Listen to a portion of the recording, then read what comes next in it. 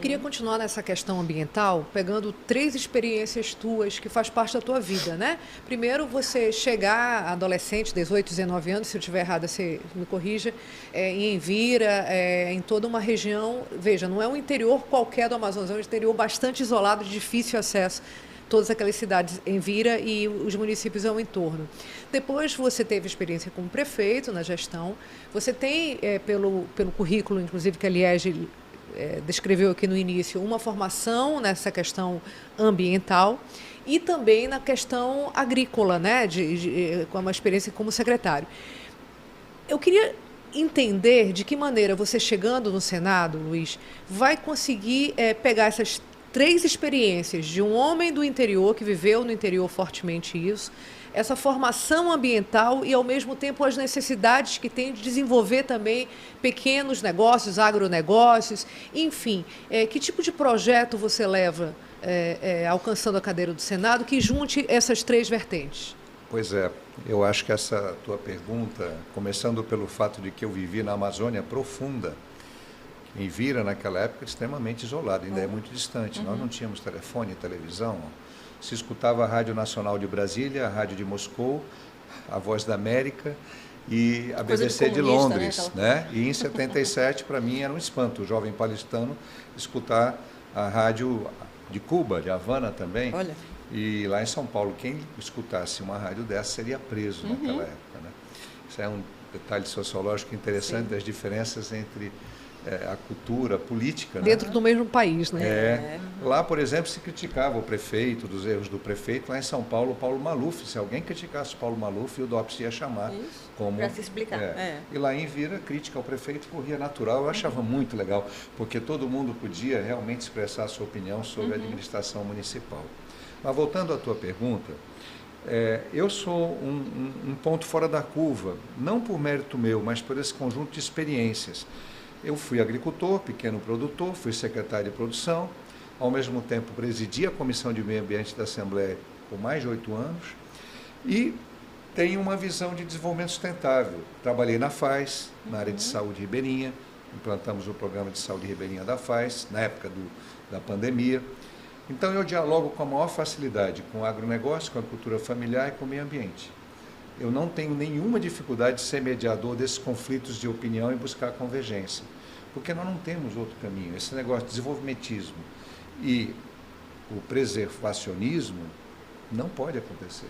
Inclusive, outro dia, Daniela, conversei com pessoas que são defensores de meio ambiente, reclamando que os estrangeiros só falam em preservação e não falam em conservação.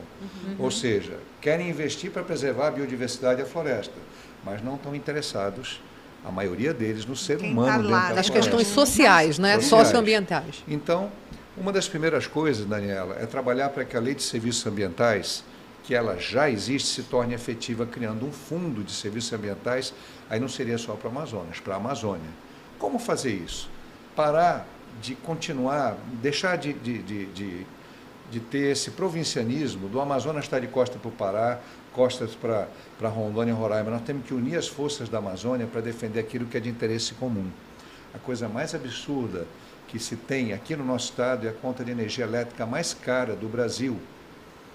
E nós tivemos ministro das Minas e Energia, tivemos 2 ex-governadores como ministros, eles assistiram passivamente uma política tarifária que penaliza o amazonense, penaliza o paraense e penaliza aqueles estados da Amazônia cuja cobertura florestal contribui com mais de 50% das chuvas que irrigam as hidrelétricas do sul, do sudeste e centro-oeste e a própria agricultura e os reservatórios de água potável.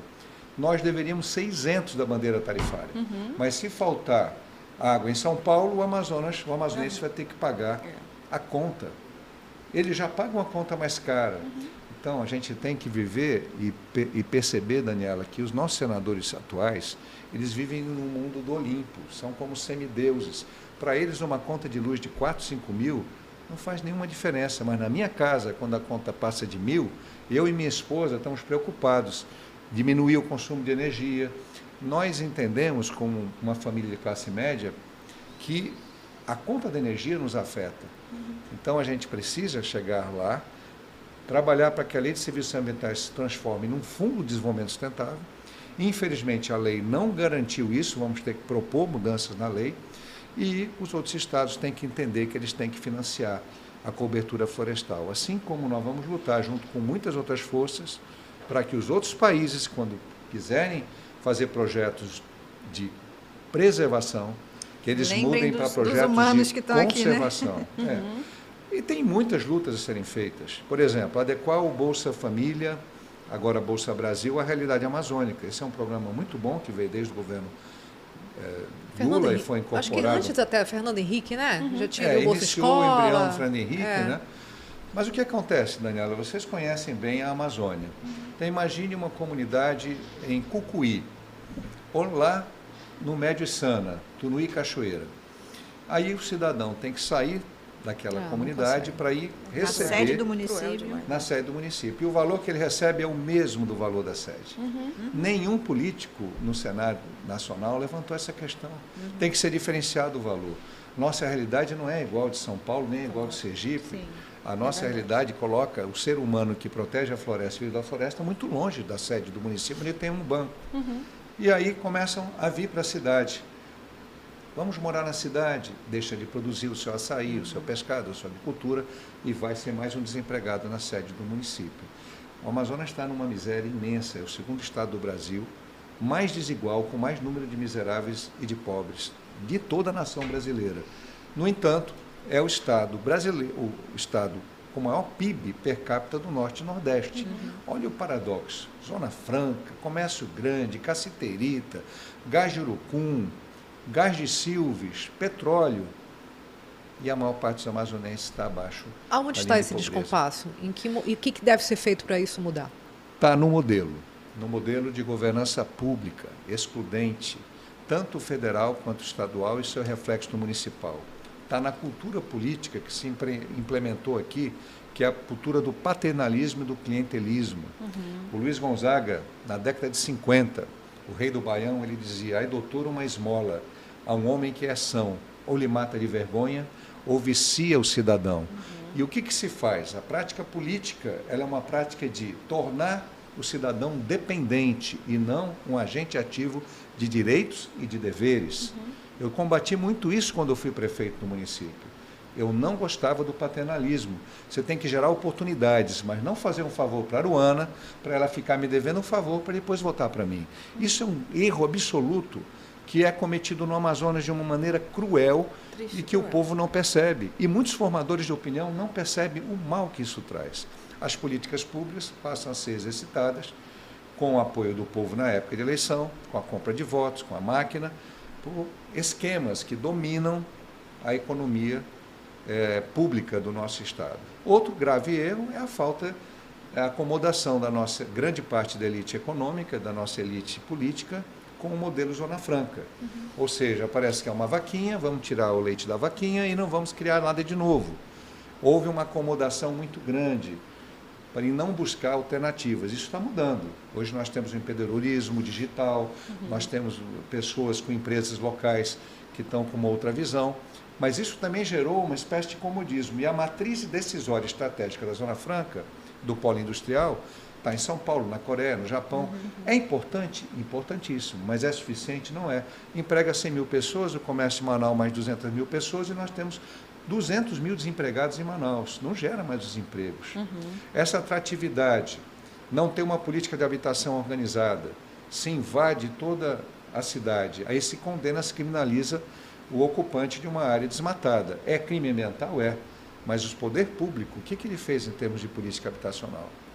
O que ele fez para incrementar a permanência das pessoas nas comunidades sedes do interior e nas comunidades ribeirinhas? Muito pouco.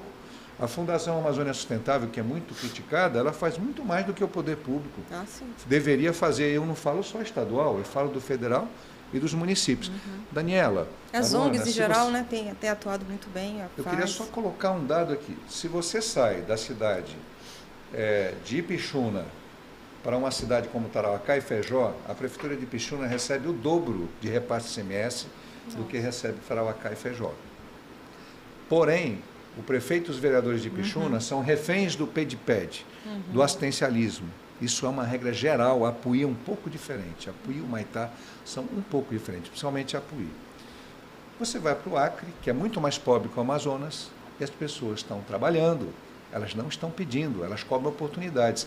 Esse paternalismo atroz tem destruído as possibilidades de construção. E o terceiro fator é que nós não tivemos a previdência que os nossos distantes primos dos parentes aqui, os esquimós do Alasca, tiveram de criar um fundo Alasca.